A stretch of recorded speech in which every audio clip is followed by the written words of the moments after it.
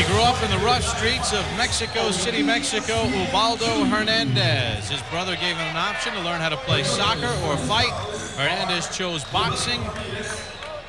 And 7 years later, 18 wins as a pro, 9 losses, 2 draws, and 9 knockouts. Teddy Atlas, you take a look at his last 5. He has a loss to Vivian Harris earlier in his career. He lost a split decision to Angel Vasquez. What are Teddy's tips for Ubaldo Hernandez? Well, Hernandez is going to pull off the upset. Circle to your left away from his hook. Keep Cotto's best weapon unable to be used. Move away from it. And look before you leap. Very important. You have a habit of jumping in with punches and spots. Before you do, make sure Cotto is not set or you're going to jump into a punch. Use that long left hand. Force Cotto to come to you. Use that reach. This way you can box and you can keep the stronger Cotto out of position and off balance. Miguel Cotto is 22 years of age. He represented Puerto Rico in the Sydney Olympic Games in the year 2000. In August of last year, he suffered a bad car accident, falling asleep at the wheel on the way to the gym. In the year 2002, 6-0 with 5 knockouts. He said, I'd make this year count, and he's done that, constantly stepping up in class, coming off the win against John Brown in his last fight.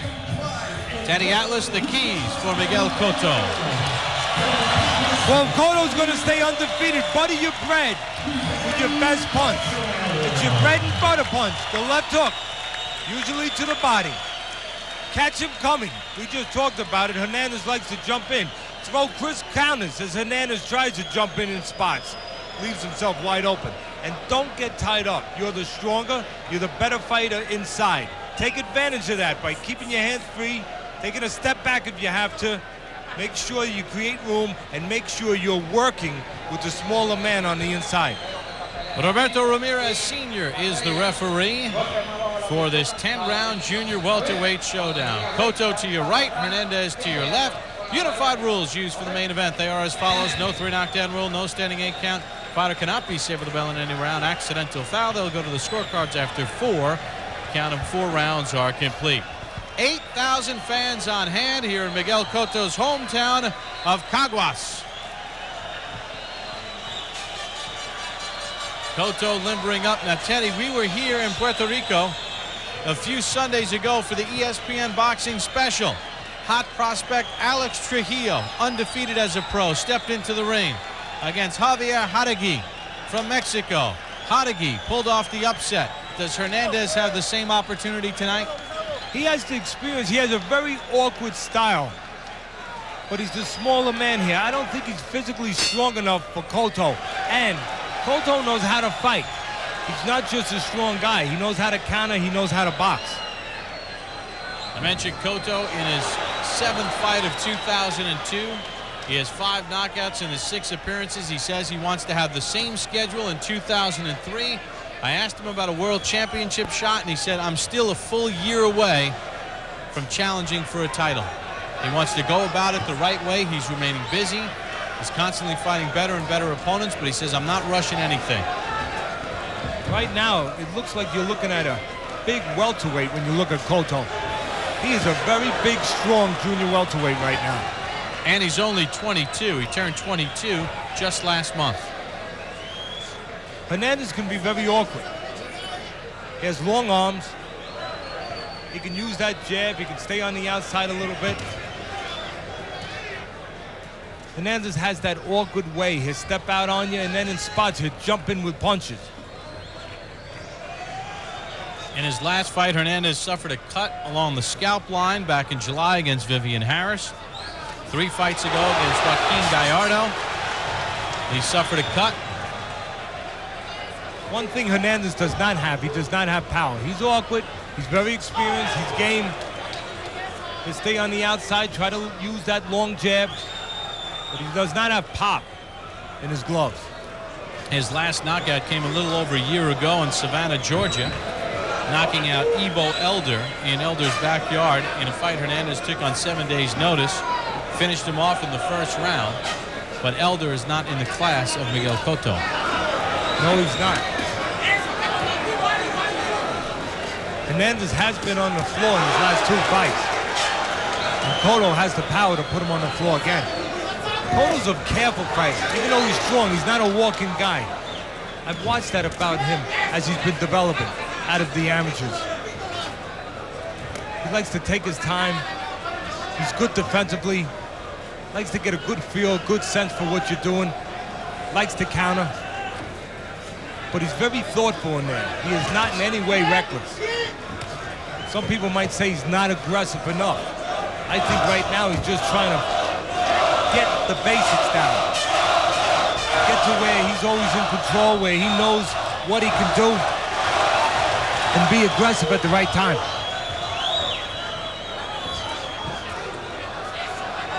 In his last fight, Cotto, he stepped up in class with John Brown, former world contender. And in that fight, I thought he was a little too careful. He was impressive, he was very smart, very sharp, but I thought he could have pressed a little bit more with the smaller Brown. First of 10 in the books for Cotto and Hernandez. ESPN 2's Friday Night Fights, presented by Miller High Life, the champagne of beers. And in part by the beauty of Subaru all-wheel drive. When you get it, you get it. Lovely Caguas in Puerto Rico.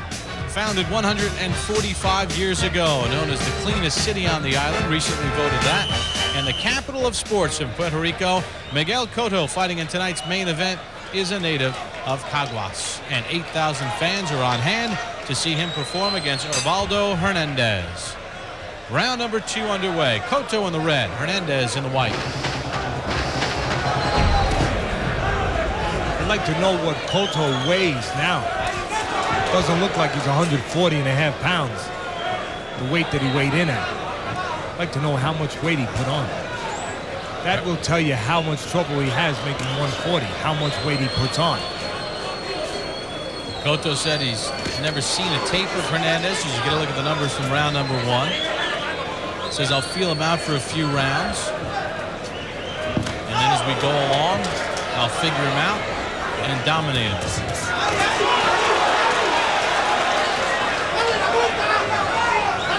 I've been talking about the strength difference. Cotto being so much stronger. Hernandez turned pro at 126 pounds. Featherweight limit.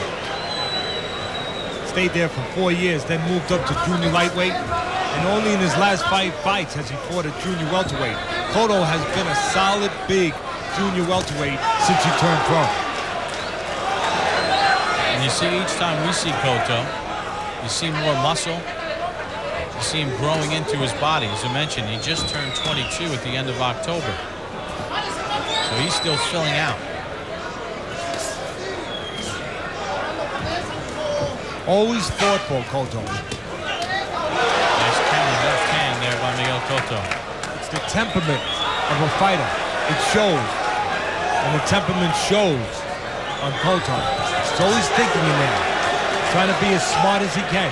As he gains more confidence, he'll be able to still stay just as smart defensively, making guys miss, which is at the front of his mind. You can see that. But he'll also be able to be a little bit more aggressive at the same time. That comes with seasoning, Bob. Excuse me. Well, you talk about seasoning. Let's talk about a little bread and butter. The left hook of Cotto. That's his best punch. That is his forte. He has power in that. It comes very quick, too. He can throw it, as you said, to the body and to the head.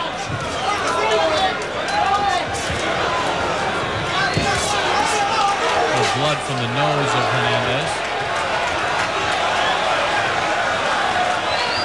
Hernandez giving up his height a little bit, but scoring with a left hook as Cotto went straight back.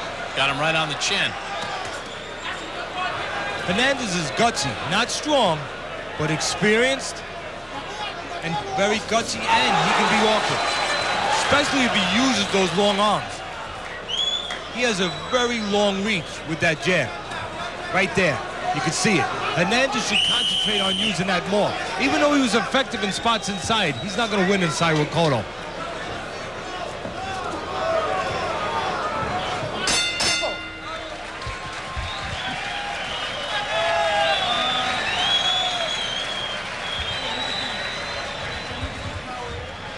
Miguel Cotto hopes to have his fans out of their seats before this night is over as we begin round number 3 in the scheduled 10-round junior welterweight showdown. Cotto and Hernandez. Cotto from right here in Caguas eats a right hand going back.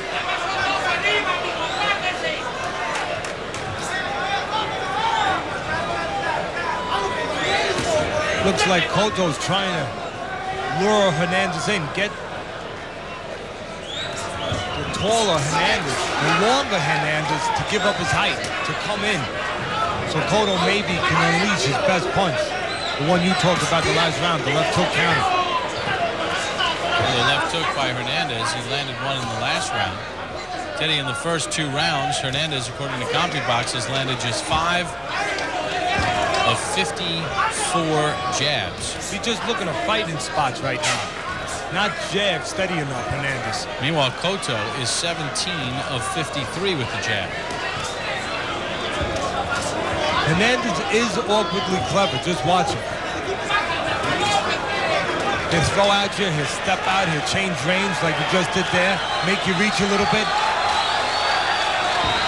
The more Hernandez uses those long arms, the more trouble he'll give Cotto. Well, the first half of round 3 has tilted in Hernandez's favor. Cotto will give you spots to have a little productivity because he's very defensive-minded. He'll give you spots where he'll go on the defense sometimes a little bit too long and allow you to control those spots. Allow you to control the tempo a little bit as he turns southpaw right there, Cotto. Cotto showing good sportsmanship, doing the right thing and not delivering a punch as Hernandez slipped and fell through the ropes. Cotto likes to switch. This is nothing new for him. He's done this before. When you've had over about 118 amateur fights, that means you've been in the gym since you're a little kid. Usually you learn how to fight southpaw and orthodox when you're in the gym that long. You fool around with it. You switch around. Hernandez has landed some good left hooks this round. You know that, Bob? This has been a decent round for Hernandez, Teddy. Body and head. He's testing the young Cotto a little bit here. If you want to talk about the cleaner punches landed in this round, Hernandez has landed the most effective punches to this point. Cotto's given him this landscape to be aggressive because Cotto's backpedaling, looking for the counters, going defensive so long. He's allowing Hernandez to come in, take a little bit of charge offensively. There's nothing to hold him off right now.